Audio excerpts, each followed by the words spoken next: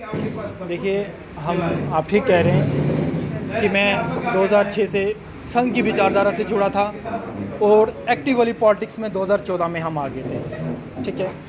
और हमने भाजपा का एजेंडा उस क्षेत्र में बढ़ाया है जहां 40 साल तक भाजपा का एक भी वर्कर नहीं था, एक भी कार्यकर्ता नहीं था। और यहाँ पर भाजपा के जो बड़े बड़े इंटेलेक्चुअल्स हैं, बड़े बड़े नेता हैं, बड़े बड़े मंत्री पद के लोग हैं, जो लोग उस एरिया से विद सिक्योरिटी के नहीं जाते थे, मैंने भाजपा के एजेंडे को वहाँ पे बुलंद किया है। और आज हम जैसे कर्मठ कार्यकर्ताओं की आवाज़ नहीं सुनी जा रही है पार्टी के अंदर। और मैं पार्टी के अंदर किसी की बात नहीं करना चाहूँगा, सिर्फ रविंदर रैना जी की बात करना चाहूँगा, जो हमारे अध्यक्ष जी हैं। इनको हमने एक नहीं 5 साल से हम इनको बता रहे हैं कि रैना साहब, आप वहाँ पे इस सिस्टम को ठीक करिए। हम जैसे कर्मठ कार्यकर्ता संघ और भाजपा की विचारधारा को आगे बढ़ा रहे हैं और सैकड़ों कार्यकर्ता हैं, लेकिन रविंदर रैना जी ने कभी भी सुध नहीं ली। तो सर, अब जिस तरीके से आप कह रहे हैं कि पार्टी से रिज़ाइन भी नहीं कर रहा हूँ, तो वोट किसको जाएगा?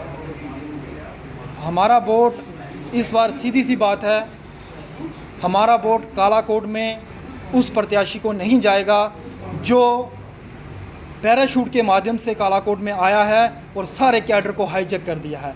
आज जो लोग भाजपा के 30-40 सालों से उनके साथ किसी दबाव में, किसी आवाम में आके जुड़े भी हैं, और मैं सच बता रहा हूं कि वो दिल से नहीं जुड़े हुए, क्योंकि अगर वो दिल से जुड़े होते इनको डीडीसी मैंडेट भी आज से 3 साल पहले दिया गया था और ये बड़ी बुरी तरह से हारे थे, क्योंकि भाजपा का जो एक्चुअल में कैडर था वो दिल से नहीं जुड़ा था। और आज मुझे ऐसे लग रहा है कि कहीं ना कहीं कालाकोट की सीट हम हारने जा रहे हैं, और बड़ा दुख हो रहा मुझे ये चीज़ कहते हुए, क्योंकि हम जैसे कार्यकर्ता जो हैं, हम तो बोल रहे हैं, लेकिन सैकड़ों कार्यकर्ता वहाँ पे ऐसे बैठे हुए हैं जो अपनी आवाज़ तक क्या वहाँ बोल ही नहीं सकते हैं, क्योंकि अगर बोलेंगे उनके ऊपर झूठे FIRs, उनको आतंकवाद में शामिल कर दिया जाएगा, उनके ऊपर ड्रग पैडलिंग के आरोप लगाए जाएंगे, उनको इवन की 376 रेप के केसों में मुलव्वस किया जाएगा, झूठे FIRs में। तो सर, मुझे बताइएगा कि आप कह रहे हैं कि जो कैंडिडेट वहाँ से भाजपा के हैं, तो आप उनके द्वारा आपको थ्रेट भी किया गया? सर, मैं आपको बताऊं कि जो लोग मुझे दबाने के लिए मुझे आतंकवाद में शामिल कर रहे हैं, मैं being a student of law, मैं उस संविधान को मानता हूँ, मैं संविधान से ऊपर कुछ नहीं है इस देश में।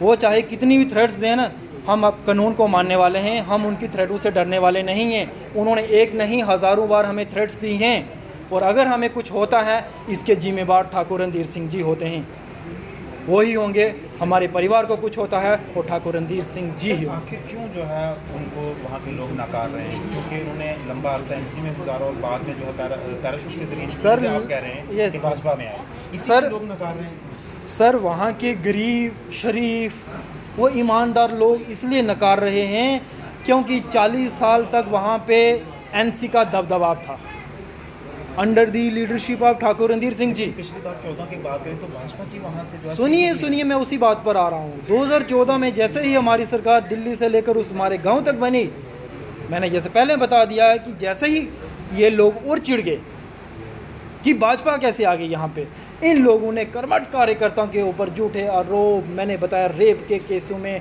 मुझे आतंकवाद में शामिल किया गया, मुझे इतनी थ्रेटन्स की गई कि मैं भाजपा छोड़ के NC ज्वाइन करूँ, लेकिन मैंने कभी नहीं की। और ये लोग आज, बड़े अफसोस की बात है कि 40 साल जो NC में राज कर रहे थे, NC की विचारधारा थी इनके मनों में, दिलों में। और मैं ये बताना चाहता हूँ, ये कम्युनल स्टेटमेंट नहीं है, इन्होंने कालाकोट के अंदर जिन्होंने जय श्री राम, भारत माता की जय बोला, उन लोगों को इतना दबाया कि वहाँ पे नारा नहीं बोलने दिया जाता था।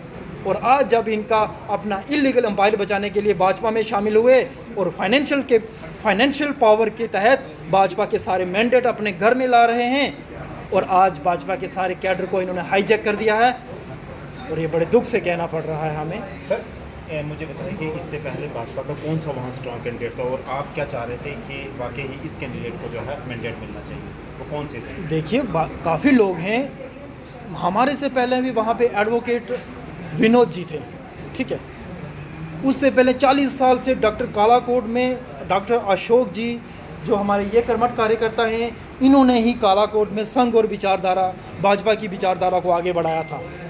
और आज उन लोगों को, इन जैसे लोगों को, उन लोगों को मैं कहता हूं कि एक कांग्रेस का एक पंची या सरपंची का मैंडेट तक नहीं दिया गया, एक काउंसलर का मैंडेट तक नहीं उनको दिया गया। सर पार्टी ने कैसे विश्वास किया, 40 साल एनसी में रहे और अचानक में जो है भाजपा में गए और मैंडेट भी ले आए? देखिए, पार्टी ने उस पर जो विश्वास किया वो उसकी सिर्फ जो फाइनेंशियल पावर है, अच्छा फाइनेंशियली साउंड है, और बाहुबलीज्म है। ठीक, पार्टी के इतने कर्मठ कार्यकर्ता हैं जिनकी रगों में भाजपा और संघ का खून दौड़ता है, उन लोगों को नकार के एक पैराशूट के माध्यम से ऐसे लोगों को कालाकोट में लाया गया जिनके दिमागों और खून में नेशनल कॉन्फ्रेंस बसी हुई है। और आज उन लोगों को भाजपा का मैंडेट दिया जा रहा है और दिया गया है। इन लोगों को कालाकोट में 2020 में भी भाजपा का मैंडेट दिया गया था डीडीसी इलेक्शन में, और हमारी तीनों सीटें हारी थी, मोगला, डांगरी और कालाकोट। और यहाँ तक लोगों के मनों में और दिलों में रिजेंटमेंट है, नाराज़गी है। और आज बड़े अफसोस से कहना जा रहा हूँ कि कहीं ना कहीं मुझे लग रहा है कि हम कालाकोट की सीट भी हार रहे हैं। लेकिन सर आखिर में मुझे ये बताएं, आप कह रहे हैं कि मैं भाजपा को छोड़ूंगा भी नहीं, रिज़ाइन भी नहीं करूंगा और वोट भी नहीं कास्ट करूंगा, फिर क्या लिख लेगा? बिल्कुल, जब अच्छा प्रत्याशी आएगा तो हम वोट, सपोर्ट और तन मन धन के साथ उसके साथ अब हैं। कैसे मैंडेट तो उनको मिल गया सर? तो मैंडेट हम रिजेक्ट कर रहे हैं उनका, अच्छा, हम नहीं उनको सपोर्ट कर रहे, सपोर्ट नहीं कर, लेकिन रिज़ाइन भी नहीं कर रहे हैं आप? रिज़ाइन भी नहीं कर रहे हैं। बिल्कुल, I am sure. Thank you.